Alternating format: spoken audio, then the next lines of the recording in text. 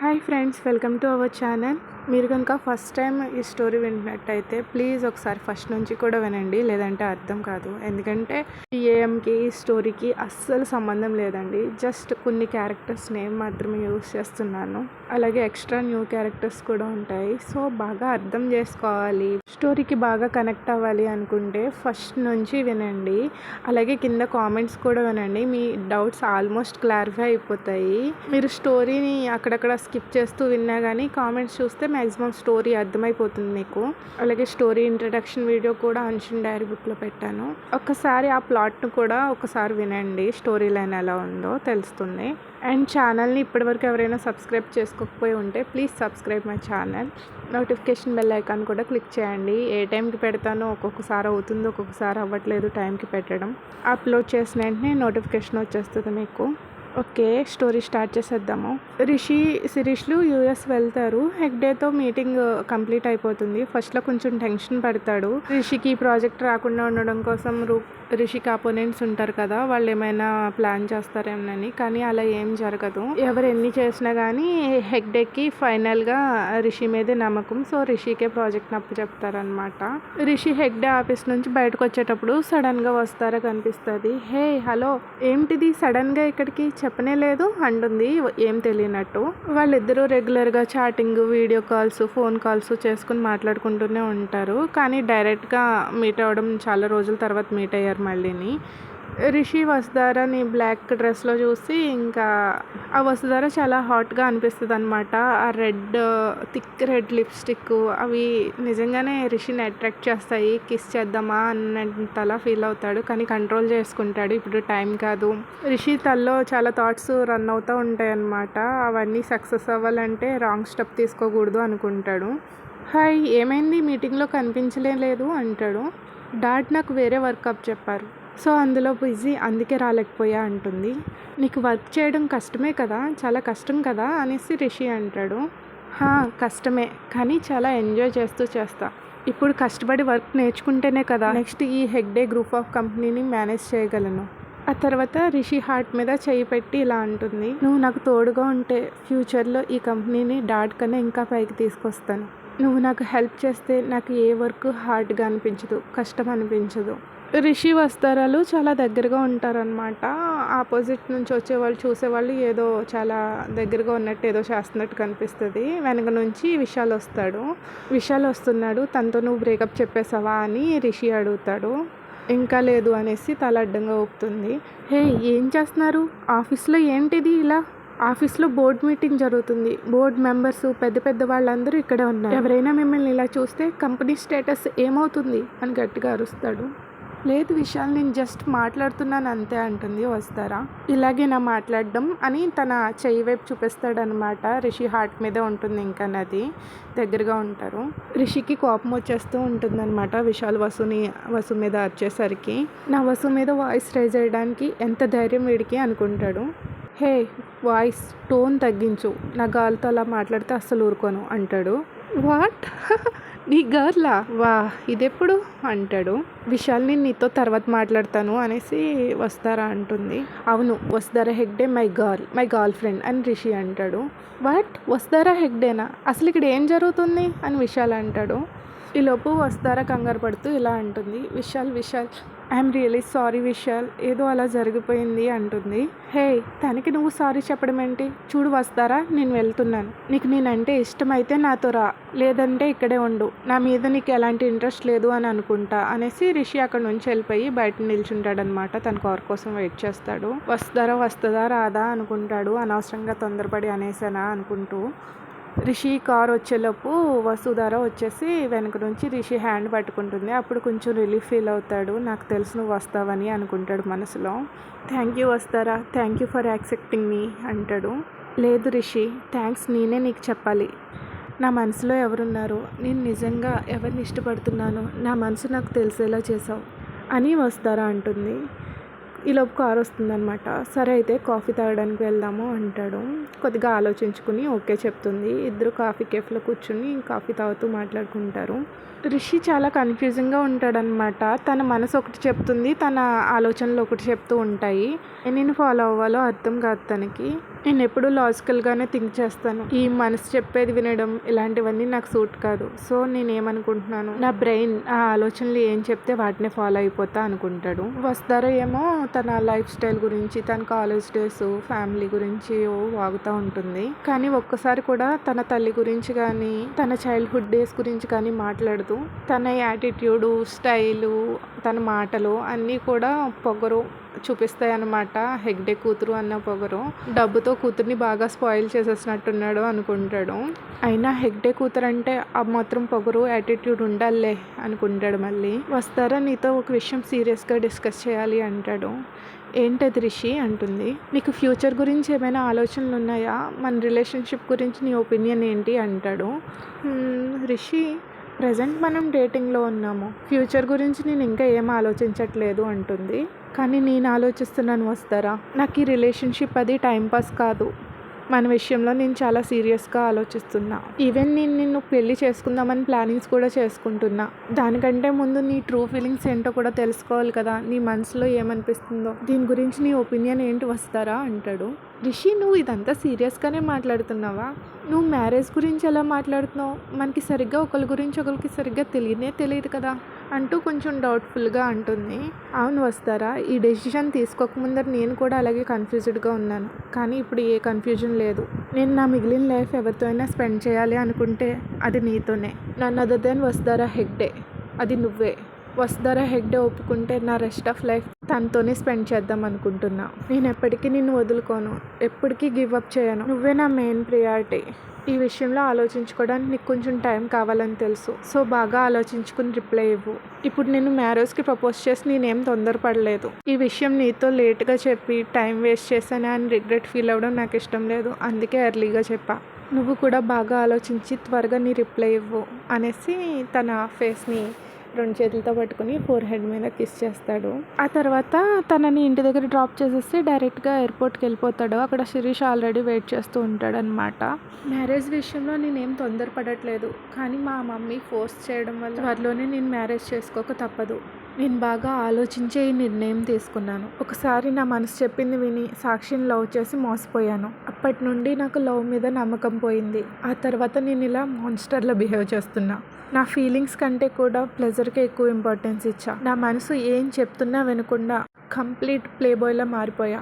ఈసారి నా మనసు చెప్పేది అస్సలు వినను. నా ఆలోచనలే ఫాలో అయిపోతా. ఒకవేళ నేను మ్యారేజ్ చేసుకుంటే అది ఖచ్చితంగా నా ఫస్ట్ లవ్ అయి ఉండాలి. తను నన్ను బాగా చూసుకుంటుంది, నన్ను ప్రేమిస్తుంది అని నమ్మకం నాకు ఖచ్చితంగా ఉంది. నా ఫస్ట్ లవ్ గురించి నాకు బాగా తెలుసు. My first love. తను నన్ను చేంజ్ చేస్తుంది, తను నన్ను ప్రేమగా చూసుకుంటుంది అని కళ్ళు మూసుకొని వస్తారా హెగ్డే, ఎస్ తనే నా ఫస్ట్ లవ్ అనుకుని ఫేస్లో కొంచెం చిరునవ్వు తెచ్చుకుంటాడు. ఆ తర్వాత హెగ్డే కంపెనీలో అనమాట మీటింగ్లో అడుగుతాడు తన మేనేజర్ని, భూషణ్ గ్రూప్స్ గురించి నీ అభిప్రాయం ఏంటి? నేను కరెక్ట్ డెసిషనే తీసుకున్నానా అంటారు. ఎస్ సార్, లాస్ట్ 4 years నుంచి వాళ్ళు చాలా బాగా గ్రో అయ్యారు. వాళ్ళ బిజినెస్లో కూడా చాలా ప్రోగ్రెస్ కనిపించింది అని తన మేనేజర్ అంటాడు అనమాట. అప్పుడు విశాల్ ఇలా అంటాడు, అంకుల్ మనం ఫైనల్ డెసిషన్ ఇప్పుడే తీసుకోవడం బెటర్ కాదు. వాళ్ళకి ఒక డీల్ ఇచ్చాం కదా, అది చూసిన తర్వాత చేద్దాం. ఇంకా వాళ్ళ గురించి డీప్ ఇన్వెస్టిగేషన్ చేసి ఆ తర్వాత పార్ట్నర్షిప్ విషయం గురించి ఆలోచిద్దాం. ప్లీజ్ అంకుల్ వెయిట్ చేయండి అని విశాల్ అంటాడు. డాడ్, ఫర్దర్ ఇన్వెస్టిగేషన్ ఏం చేయక్కర్లేదు డాడ్, కళ్ళు మూసుకుని ఇచ్చేయచ్చు. మిస్టర్ రిషేంద్ర భూషణ్ నిజంగానే చాలా గ్రేట్ డాడ్, వాళ్ళ కంపెనీకి కూడా చాలా గుడ్ రెప్యుటేషన్ ఉంది అంటుంది. అలా వాళ్ళ డిస్కషన్ కాస్త ఆర్గ్యుమెంట్ అయిపోద్ది అనమాట. విషయాల్లోనే వస్తారా ఇంకా ఒకరికొకళ్ళు ఆపోజిట్గా మాట్లాడుకుంటూనే ఉంటారు. మిస్టర్ హెగ్డే బయటకు వచ్చేసి తన మేనేజర్ని పిలుస్తాడు. నేను అప్పుడు చెప్పిన వర్క్ ఏమైంది, ఎంతవరకు వచ్చింది అని అడుగుతారు. సార్ ఇంకా ఏ క్లూస్ దొరకలేదు అని ఆ మేనేజర్ చెప్తాడనమాట. నేను హాస్పిటల్కి వెళ్ళిన రోజు ఇంటి దగ్గర సీసీ కెమెరాస్ అన్నీ చెక్ చేశారా అంటాడు. సార్, సెక్యూరిటీ వాళ్ళు సరిగ్గా చూడలేనట్టున్నారు. ఆ రోజు మార్నింగ్ నుంచి కూడా సీసీటీవీ కెమెరాస్ వర్క్ చేయడం ఆగిపోయాయి అని మేనేజర్ అంటాడు. మిస్టర్ హెగ్డే చాలా హెల్ప్లెస్గా అనిపిస్తుంది అనమాట ఫేస్లో ఎక్స్ప్రెషను. సార్, మీరు ఈ ప్రాజెక్ట్ విషయంలో బిజీగా ఉండడంతో మీతో ఈ విషయం చెప్పలేదు. నిన్న లాయర్ కాల్ చేశారు, తను అర్జెంటుగా మిమ్మల్ని మీట్ అవ్వాలి అంటున్నాడు అని చెప్తాడు. సరే అయితే ఈ విషయం ఎవరికి తెలియనివ్వకు, నేను ఈవినింగ్ లాయర్ని వెళ్ళి మీట్ అవుతా అనేసి మిస్టర్ హెగ్డే అక్కడ నుంచి వెళ్ళిపోతాడు లేచి. ఆ తర్వాత సేమ్ మేనేజర్కి ఒక కాల్ వస్తుంది. ఇప్పుడు తను కంగారుగా ఒక క్యాబిన్లోకి వెళ్తాడు. అక్కడ వస్తారా హెగ్డే స్టెప్ మాము బ్రదరు ఉంటారనమాట. ఆ ముసలోడు ఈరోజు ఏంటి ఎంక్వైరీ చేశాడు నీ దగ్గర అనేసి అడుగుతారు. యాజ్ యూజువల్గానే సార్ ఈరోజు సాయంత్రం ఆయన లాయర్ని మీట్ అవ్వడానికి వెళ్తున్నారు, అలాగే ఆయన మాకు ఇచ్చిన వర్క్ గురించి కూడా అడిగారు అనేసి చెప్తాడు. సో ఏం చెప్పావు, ఇన్వెస్టిగేషన్లో ఏమైనా తెలిసిందా అని అడుగుతారు. లేదు మేడం, సార్ సీసీటీవీ ఫుటేజ్ గురించి కూడా అడిగారు అంటారు. నిజంగానే సీసీటీవీ ఫుటేజ్లో ఏం దొరకలేదా అనేసి మిస్సెస్ హెగ్డే అడుగుతుంది అనమాట. లేదు మేడం అంటాడు. కానీ మేడం ఇక్కడితో ఆగదు, ఏ క్లూసు లేవు. కానీ మిస్టర్ హెగ్డే ఖచ్చితంగా వేరే ఇన్వెస్టిగేషన్ టీమ్ని అపాయింట్ చేస్తారు అండ్ ఖచ్చితంగా దీన్ని సాధించి తీరుతారు. ఆ రోజు సార్ హాస్పిటలైజ్ అయినప్పుడు వసు అంటాడు. ఈలోపు చెయ్యి పైకెత్తేస్తుంది అనమాట, ఇంకేం మాట్లాడుకో అన్నట్టు. కానీ ఓకే ఇంక నువ్వు వెళ్ళొచ్చు, ఆ ముసలోడు లాయర్ని మీట్ అయ్యి వచ్చాక ఏం చేయాలో నీకు చెప్పనవసరం లేదనుకుంటా అంటుంది. ఓకే మ్యామ్ అని అక్కడ నుంచి వెళ్ళిపోతాడు మేనేజరు. మామ్ అసలు డాడ్ ప్లాన్ ఏంటి, అసలు లాయర్ని ఎందుకు మీట్ అవ్వాలనుకుంటున్నాడు సడన్గా అంటాడు. ఐ ఆమ్ 100% షూర్, ఖచ్చితంగా తన తర్వాత ఈ ఆస్తి ఎవరెవరికి ఏమేమి ఇవ్వాలో అది రాయించడం కోసమే వెళ్తారు అనేసి అంటుంది. ఆ ముసలోడు ఆల్రెడీ దాని పేరు మీద మొత్తం ఆస్తి రాసేస్తాడని తెలియక వాడిని చంపేద్దామని ప్లాన్ చేశా. థ్యాంక్ గాడ్ ఎలాగో బ్రతికి బయటపడ్డాడు, లేదంటే మనకి చిల్లి గవ్వ కూడా వచ్చేది కాదు. అసలు ఆ ముసలోడు ఆస్తి పత్రాలు ఎక్కడ పెట్టేసి వచ్చాడో తెలియట్లేదు. తన పర్సనల్ లాకరు ఇల్లంతా వెతికాము, అయినా తెలియలేదు. తనకి కూడా అవి కనిపించుండవు, అందుకే మళ్ళీ రాయిపిద్దామని వెళ్ళుంటాడు. అసలు అది ఏమైనట్టు, ఈ రోజు కనుక ఏదైనా తేడాగా రాశాడు అని తెలిసిందో వాడిని వాడి కూతుర్ని కప్పెట్టేస్తా. మామ్ అది కాదు మామ్, ఫస్ట్ అతను నేను మ్యారేజ్ కూడా చేసుకోలేదు, ఏదో తన ఇంటి పేరు మనకి ఇచ్చాడు. ఇప్పుడు తన ఆస్తి మొత్తాన్ని వస్తారికి రాసేసాను అని చెప్పి అనౌన్స్ చేస్తే మన పరిస్థితి ఏంటి మామ్, ఇంకా ఆ ఇంటి పేరు కూడా మిగలదు అని మనోజ్ అంటాడు. అలా చేస్తే ఆ తండ్రి కూతురు ఇద్దరిని ఒకే సమాధిలో కప్పెట్టేస్తా, ఆ తర్వాత హెగ్డే రాజ్యానికి నేనే రూలర్ అని రాక్షసులా నవ్వుద్దనమాట. తను ఒక రాక్షసి, నిజంగానే ఆస్తి వస్తుందంటే బెనిఫిట్స్ వస్తాయంటే ఎంత దూరమైనా వెళ్తుంది. అలాగే ఏది రాదు, చిల్లిగవ్వ కూడా రాదు అంటే అక్కడితో ఆగిపోద్ది అనమాట. తనకలాగే తన కొడుకు కూడా సేమ్ బ్లడ్ ప్రవహిస్తుంది కదా, మనోజ్ హెగ్డే కూడా అంతే, తల్లికి రైట్ హ్యాండ్లో ఉంటాడు ఎప్పుడూని. నెక్స్ట్ భూషణ్ కంపెనీలో వసు ఇలా అనుకుంటుంది, అసలు ఈ మనిషి ఏంటో నాకు అర్థం కావట్లేదు, నాకే కాదు అసలు ఎవరికీ అర్థం కాడు, ఎప్పుడు ఎక్కడ ఉంటాడో ఏం చేస్తాడో ఎవరికి తెలియదు. 2 days బ్యాక్ నాతో ఛాలెంజ్ చేశాడు, ఆ తర్వాత సడన్గా యూఎస్ వెళ్ళిపోయాడు, మళ్ళీ ప్రాజెక్ట్తో తిరిగి వచ్చాడు. తను నిజంగానే something, I think he is not human being, మనిషి కాదు, ఐ థింక్ ఏలియన్ అయి ఉండొచ్చు. ఈ పాస్ట్ 2 daysలోని తను అప్పగించిన వర్క్ చేసినప్పుడు జరిగిన ఫన్ ఉన్నది, ఆయనతో ఎప్పుడు చెప్దామా అని వెయిట్ చేస్తుంటే ఆఫీస్కి వచ్చి కనీసం నా వైపు కూడా చూడలేదు. నేను ఈ కంపెనీకి వచ్చిన ఇన్నాళ్ళలో ఎప్పుడు కూడా ఇంత హ్యాపీగా లేను. తను కాల్ వస్తేనే ఇరిటేటింగ్గా ఫీల్ అయ్యేదాన్ని, అలాంటిది ఇప్పుడు తను ఎప్పుడు కాల్ చేస్తాడా అని వెయిట్ చేస్తున్నా అనుకుంటుంది. ఈలోపు కాల్ వచ్చేస్తుంది అనమాట. హలో సార్ అని చాలా ఎగ్జైటింగ్గా మాట్లాడుతుంది. రిషి క్యాబిన్ బయట నుంచుని గొంతు చెక్ చేసుకుంటుంది అనమాట, మాడ్యులేషన్ అది టోన్ ఎలా వస్తుందో అనేసి అనుకుంటూని. May I come in sir అనేసి రిషి క్యాబిన్లోకి వెళ్తుంది. Sir your coffee, congratulations sir, new project work వచ్చిందని తెలిసింది అంటుంది. ఓ న్యూస్ నాకంటే ముందే వచ్చేసిందా, ఎనీవే థ్యాంక్స్ అని అంటాడు. అసలు వసుధార వైపు చూడ్డు, ల్యాప్టాప్లో ఏదో వర్క్ చేసుకుంటూనే మాట్లాడుతూ ఉంటాడు. సార్ మీరు యూఎస్ వెళ్ళే ముందు నాకు ఇచ్చిన టాస్క్ని చాలా సక్సెస్ఫుల్గా కంప్లీట్ చేశా అని కొంచెం స్మైల్, బ్రైట్ స్మైల్ ఇస్తుందన్నమాట. టాస్కా, ఏం టాస్క్? ఓ బుకెట్స్, రైట్ ఏమైంది, వాళ్ళకి నచ్చినాయా? నా మీద బాగా కంప్లైంట్ చేసి ఉంటారే, ఏం చేయను, నేను వాళ్ళందరికీ ఒకేసారి బుకెట్స్ ఇవ్వలేను కదా, నేను వాళ్ళందరికీ ఒక్కొక్కరికి బుకెట్స్ ఇచ్చుకుంటూ పోతే అందరికీ ఇచ్చేసరికి మినిమం 1 month పడుతుంది, నేను మాత్రం ఏం చేయగలను చెప్పు అంటాడు. వీడు ఓవర్ యాక్టింగ్ని, వాడి ఫేస్ మీద గట్టిగా ఒక పంచ్ ఇవ్వాలని ఉంది అని వసు అనుకుంటుంది. సార్ ఇంకొక విషయం, వాళ్ళంతా కూడా మిమ్మల్ని పర్సనల్గా కలిసి ఏదో చెప్పాలి అనుకున్నారు, కానీ మీ అపాయింట్మెంట్ లేనిదే రావడం కుదరదు కదా, సో నన్నే చెప్పేమన్నారు, అవి వాళ్ళ రిటర్న్ గిఫ్ట్ అనుకోమన్నారు అనేసి అంటుంది. ఓ గ్రేట్, రిటర్న్ గిఫ్ట్స్ కూడా ఇచ్చారా, ఏంటది, గో అహెడ్ చెప్పు అనేసి పర్మిషన్ ఇస్తాడనమాట వసుకు చెప్పడానికి వాళ్ళు ఏమన్నారు అన్నది. వసు మళ్ళీ గొంతు సవరించుకుంటుంది, కొంచెం స్ట్రైట్గా నుంచుని తిట్లు పురాణం మొదలు పెడుతుంది అనమాట. యదవ్వ, సచ్చినోడు, ఫాల్తుగాడు, జఫ్ఫగాడు, నికృష్టుడు, పారంబోకు, రాక్షసుడు, దరిద్రుడు, సాడిస్ట్, సంత్రిగాడు, సైకోగాడు, ఇవి సార్ వాళ్ళు మీకు చెప్పమన్నవి. కొన్ని వర్డ్స్ అయితే నాకు అర్థం కూడా కాలేదు, అందుకే వాటిని రికార్డ్ చేశా, వినిపించమంటారా అని తను ఫోన్ తీస్తుందనమాట బయటికి. అప్పటి వరకు రిషి ఫుల్ కళ్ళు వైడ్గా తెరుచుకుని నోరు ఓపెన్ చేసి ఉండిపోతాడు. వసుకి లోపల లోపల నవ్వొచ్చేస్తుంది అనమాట రిషి ఎక్స్ప్రెషన్స్ చూసి. కానీ చాలా ఇన్నోసెంట్ ఫేస్ పెట్టి మరీ తిడుతుంది అవన్నీ. వసు రిమైనింగ్ వినిపిస్తానని ఫోన్ లాక్ తీయగానే రిషి ఉలికి పడతాడనమాట ఒక్కసారిగా. నో, ఏం అవసరం లేదు, ఆ డైరీని తీసుకెళ్ళి డస్ట్బిన్లో పడేయి. ఈ రోజు నుంచి అందులో ఉన్న అమ్మాయిలు ఒక్కళ్ళ గురించి కూడా ఆలోచించకూడదు, వర్త్లెస్ గర్ల్స్ అని గట్టిగా అరుస్తాడు. ఎస్ సార్ అని చెప్పి వెంటనే వసు వెనక్కి తిరిగి క్యాబిన్లోంచి బయటకు వచ్చేస్తుంది అనమాట. నవ్వును అస్సలు కంట్రోల్ చేసుకోలేకపోతుంది. అలా బిగబెట్టుకుని వాష్రూమ్లోకి వెళ్ళి ఇంకొకసారిగా పగలబడి నవ్వేసుకుంటుంది అనమాట ఫుల్గా. ఎందుకంటే బయటన ఎక్కడ నవ్వినా కానీ ఆ మాన్స్టర్ సీసీ క్యామ్లో చూసేస్తాడు, తన పని అయిపోద్దని తెలుసు. నెక్స్ట్ మను క్యాబిన్లో అనమాట. కొన్ని రోజులుగా నేను ఏ వర్క్ మీద కాన్సన్ట్రేషన్ చేయలేకపోతున్నా. దానివల్ల నా స్టాఫ్ కూడా చాలా సఫర్ అవుతున్నారు, ముఖ్యంగా దియా. తనని చూస్తుంటే చాలా జాలేస్తుంది. అక్కడ తను తప్పేం లేకపోయినా నేను తన్ని ఎన్ని మాటలన్నా కూడా పడుతుంది. ఇది ఆల్రెడీ 5th స్కెచ్. దీనిని కూడా చింపేసి పడేసా. మళ్ళీ కొత్తది స్కెచ్ చేయడానికి వెళ్ళింది. తన స్కెచ్ అంతా బాగానే ఉంది, కాకపోతే ఏదో మిస్ అయింది. తన స్కెచ్లో మిస్ అయిందా లేదా నాలో ఏదైనా మిస్ అయిందా అనుకుంటాడు. మళ్ళీ దియా వచ్చి ఎలివేషన్ గురించి అది ఏదో ఎక్స్ప్లెయిన్ చేస్తూ ఉంటుంది స్కెచ్ చూపించి. మను మాత్రం కాన్సన్ట్రేషన్ చేయడు. ఈ లోపు ఒక కాల్ వస్తుంది. మను సడన్గా హార్ష్గా చైర్లోంచి లేచి ఫాస్ట్గా వెళ్ళిపోతాడు అనమాట పార్కింగ్ లాట్లోకి. కార్ తీసుకుని పిల్లల స్కూల్ దగ్గరికి వెళ్తాడు. అక్కడ ఆల్రెడీ మను మనిషి బాడీ గార్డ్స్ ఉంటారనమాట. డోర్ ఓపెన్ చేస్తాడు. మను దిగేసి నేరుగా క్యాంటీన్కి వెళ్ళిపోతాడు వాళ్ళు ఇచ్చిన ఇన్ఫర్మేషన్ ప్రకారం.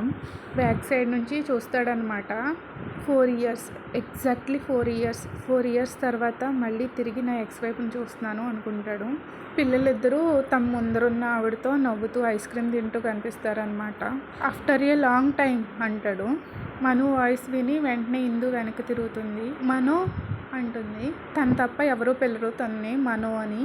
మనుకి సేమ్ ఎఫెక్ట్ వస్తుంది అనమాట. తను ఎప్పుడు పిలిస్తే వచ్చే ఎఫెక్టే. ఎందుకంటే తను ఫస్ట్ లవ్ కదా, ఇంకా మర్చిపోలేకపోతున్నాడేమో తన్ని. ఆ తర్వాత పిల్లల వైపు చూసి మీ క్లాస్ లేదా అంటాడు. మను ఒక్క సీరియస్ లుక్ చాలు కదా వాళ్ళకి. సో ఐస్ క్రీమ్ కప్స్ కింద పెట్టేసి క్లాస్కి పరిగెట్టుకుని పోతారు వాళ్ళిద్దరుని. నీతో మాట్లాడడానికి నాకు టైం లేదు, కానీ ఒక వార్నింగ్, ఇంకెప్పుడు నా కిడ్స్ని కలవడానికి ట్రై చేయకు. ఇదే last and final warning. I hope you understand అని చెప్పి వెనక్కి తిరిగి వచ్చేపోతాడు. కానీ ఇందు మళ్ళీ ఆపుతుంది. నాతో ఒక 2 minutes మాట్లాడు, లేదంటే తర్వాత నువ్వే ఇబ్బంది పడాల్సి వస్తుంది అంటుంది. ఆ వాయిస్ విని ఈ 4 yearsలోని ఈ బిచ్ అస్సలు చేంజ్ అవ్వలేదు. మేబీ మా మామ్ చెప్పింది కరెక్ట్ అనుకుంటా. ఈ దయ్యం ప్రేమలో పడి తన అసలు రంగు ఏంటో తెలుసుకోలేకపోయాను. ఇద్దరు వెళ్ళి పార్క్ బెంచ్ మీద కూర్చుంటారనమాట. తనకి ఆపోజిట్ బెంచ్ మీద మను కూర్చుంటాడు. ఎందుకంటే సేమ్ బెంచ్ షేర్ చేసుకోవడం కూడా ఇప్పుడు మనుకి ఇష్టం లేదు. త్వరగా చెప్పు, నీ మాటలు వినేంత టైం లేదు నాకు అంటాడు. లాస్ట్ మంత్ నీకు కొన్ని పేపర్స్ పంపించాను, నువ్వు తిరిగి రిప్లై కూడా పంపించలేదు, అందుకే నేను ఈ స్టెప్ తీసుకున్నాను అంటుంది. వాట్, ఇప్పుడు నువ్వు వచ్చింది కిడ్స్తో నువ్వు తన మదర్ అని చెప్పడానికా అంటాడు. అవును, నేను చెప్పాను నేను వాళ్ళ మదరే అనేసి. అందులో తప్పేముంది, నేను నిజంగానే వాళ్ళ కన్న తల్లిని కదా, వాళ్ళ దగ్గర దాచడం ఎందుకు అని చాలా క్యాజువల్గా చెప్తుందనమాట. నథింగ్ సీరియస్ అన్నట్టు. మనుకి ఫుల్ కోపం వచ్చేస్తుంది. అరిచేద్దాం అనుకుంటాడు, కానీ స్కూల్ కాంపౌండ్లో ఉన్నారు కదా, కంట్రోల్ చేసుకుని నెమ్మదిగానే మాట్లాడతాడు. మదరా, రియల్లీ? నీకు అసలు మదర్ చెప్పుకోవడానికి ఒక్క అర్హత అయినా ఉందా? పసిపిల్లలు 2 days కిడ్స్ అని కూడా చూడకుండా మిల్క్ ఇస్తే ఎక్కడ నీ అందం పాడైపోతుందో అని పిల్లలకి ఒక్కసారైనా పాలిచ్చావా? వాళ్ళని నువ్వు కన్న తల్లి అని చెప్పుకునే ముందర ఎలాంటి మదర్వో కూడా చెప్పాల్సింది. నీ ఫ్యాషన్ కెరీర్ చూసుకోవడం కోసం 2 months కిడ్స్ని వదిలేసి వెళ్ళిపోయావు. ఇప్పుడు నువ్వు నిజంగానే నీ పిల్లల కోసం గిల్టీగా ఫీల్ అవుతే వెళ్ళి నీ ట్రూ కలర్స్ ఏంటో చెప్పు. వాళ్ళకి అర్థం చేసుకునే ఏజ్ కూడా వచ్చింది. నువ్వు ఎలాంటి మదర్వో కూడా వెళ్ళి చెప్పు. స్టాప్ ఇట్ మను. నేను తప్పు చేశానని ఒప్పుకుంటాను, కానీ ప్రతిదీ నా మీదకు నెట్టేయకు. ముందే చెప్పాను కదా నేను ఫ్యాషన్ కెరీర్లో సెటిల్ అవుతానని. కానీ మీ మామ్ 24/7 నాకు గ్రాండ్ చైల్డ్ ఇవ్వు, మనవడివ్వు, మనవరాలు ఇవ్వు అంటూ తిరిగేది. అలా ప్రెజర్ పెట్టేసింది. అసలు మన మ్యారేజ్ ముందు ఎన్ని ప్లాన్లు వేసుకున్నాం, అందులో ఒక్కటి ఫుల్ఫిల్ చేసుకోవడానికైనా నువ్వు నాకు హెల్ప్ చేసావా? నాకు ఒక ఛాన్స్ వచ్చింది, దాన్ని మిస్ అవ్వడం నాకు ఇష్టం లేదు, అందుకే అలా వెళ్ళిపోయా. ఎందు అసలు నేను ఎప్పుడైనా ఆపానా? నీ కెరీర్ గురించి నేను ఆలోచించలేదా? నీకు ఏ విషయంలోనైనా అడ్డు చెప్పానా? కానీ నువ్వు రాంగ్ టైంలో వెళ్ళావు, అది నేను అంటున్నది. నువ్వు వెళ్ళే ముందు నాతో ఒక్క మాట చెప్పుంటే, ఇదంతా నాతో డిస్కషన్ చేసుంటే ఇదంతా జరిగేది కాదు. కానీ నీ కెరీర్ కోసం మమ్మల్ని అందరినీ వదిలేసి వెళ్ళిపోయావు అనుకుందాం. ఏది ఆ కెరీర్? ఎక్కడుంది? ఆ సూపర్ మోడల్ టైటిల్ ఏది? సరే, ఈ టాపిక్ ఇక్కడితో వదిలే, ఇంకా ముందుకు వెళ్తే అందరి అటెన్షన్ మన మీదే ఉంటుంది అని మను లేచి అక్కడ నుంచి వచ్చేపోతాడు. ఐ థింక్ నేను నీకు పంపించిన నోటీస్ చూడలేదనుకుంటా అని ఇందు అంటుంది. ఓకే, నేను చెప్తాను. మిస్టర్ మను భూషణ్, నా పిల్లల మీద నాకు ఫుల్ కస్టడీ కావాలి. ఐ నో నువ్వు దీనికి ఒప్పుకో అని. అందుకే పింకీని నేను తీసుకెళ్తాను, బన్నీని నీ దగ్గర ఉంచుకో. ఈ రాక్షసిని లాగిపెట్టి ఒకటి ఇవ్వాలని ఉంది, కానీ ఏం చేయను, ఎప్పుడు అమ్మాయిల మీద చెయ్యెత్తలేదు. ఛ అనుకుంటాడు. ఇప్పుడు నువ్వు అన్నదంతా ఒక జోక్ అని ఇక్కడితో వదిలేసి వెళ్ళిపోతున్నాను. నువ్వు ఈ విషయం గురించి ఇంకొక మాట మాట్లాడినా ఏం చేస్తానో నాకే తెలీదు అని మను అక్కడి నుంచి వచ్చేపోతాడు మళ్ళీ. ఓకే, ఈ విషయాన్ని నువ్వు ప్రశాంతంగా ఎండ్ చేయాలనుకోవట్లేదని అర్థమవుతుంది. నీకు అంతగా ఇష్టం లేకపోతే నేను లీగల్గా ప్రొసీడ్ అవ్వాల్సి వస్తుంది. త్వరలోనే కోర్టు నోటీస్ వస్తుంది. నా కిడ్స్ కస్టడీ కోసం నేను ఏమైనా చేస్తా అంటుంది. కోర్టు అయితే మాత్రం నా కిడ్స్ కస్టడీ నీకు ఇస్తారని ఎలా అనుకుంటున్నావు? నీ నీడ కూడా నా పిల్లల మీద పడినవను. నువ్వు నన్ను కోర్టుకు లాగినా నా వెంట్రుకు కూడా పీకలేవు. మనీ పవర్లో కానీ మ్యాన్ పవర్లో కానీ నీకన్నా నేను చాలా హైలో ఉన్నాను. నువ్వెన్ని చేసినా కిడ్స్ మాత్రం నీ దగ్గరికి రారు అని ఫుల్ ఛాలెంజింగ్ మూడ్లో మాట్లాడేస్తాడనమాట. కోపం ఫ్రస్ట్రేషన్ తోటి 4 ఇయర్స్లో దీన్ని నేను చూస్తా ఏ కోర్టు అలా కిడ్స్ని తల్లిని దూరం చేస్తుందో. నాకు కూడా అర్థమైంది నువ్వు కిడ్స్ని ఎంత బాగా చూసుకుంటున్నావు. నేను ఏ క్షణంలో అయితే నేను వాళ్ళ కన్న తల్లిని అని చెప్పాను, వాళ్ళు నవ్వుకుంటూ నా దగ్గరకు వచ్చారు చూడు, అదొక్కటి చాలు. వాళ్ళు ఖచ్చితంగా కోర్టులో నన్నే చూస్ చేసుకుంటారని అర్థమైంది. మను బ్రెయిన్ స్ట్రక్ అయిపోతుంది అనమాట అది విని. నిజంగా పిల్లలు చాలా హేట్ చేస్తున్నారు వాళ్ళ డాడీ అంటేని. ఎప్పుడు ప్రేమగా మాట్లాడింది లేదు, వాళ్ళతో ఆడుకున్నది లేదు. వాళ్ళకి చాలా భయం మను అంటేని. ఖచ్చితంగా 100% హిందూనే చూస్ చేసుకుంటారు ఒకవేళ అలా పెడితే కనుక కిడ్స్ ముందర. నో వే, ఈ రాక్షసుతో ఎప్పటికీ వెళ్ళనివ్వను నా కిడ్స్ని. నన్ను నా కిడ్స్ని వదిలేసి వెళ్ళిపోయినా ఎప్పుడు కూడా నేను తన్ని చిన్న మాట కూడా అనలేదు. నా మనసుకి ఎంత హర్టింగ్గా అనిపించినా ఎక్కడో ఒక చోట తన సక్సెస్నే కోరుకున్నాను. ఇప్పుడు నా కిడ్స్ని నా నుంచి దూరం చేయాలని చూస్తుంది. అదే కనుక జరిగితే నాలో మృగాన్ని చూస్తుంది. నా పిల్లల మీద తను వేలు పడ్డా ఈసారి నేను ఎవరో చూపిస్తా. Okay friends, thank you for listening. Please like, share, subscribe. Thank you, bye bye.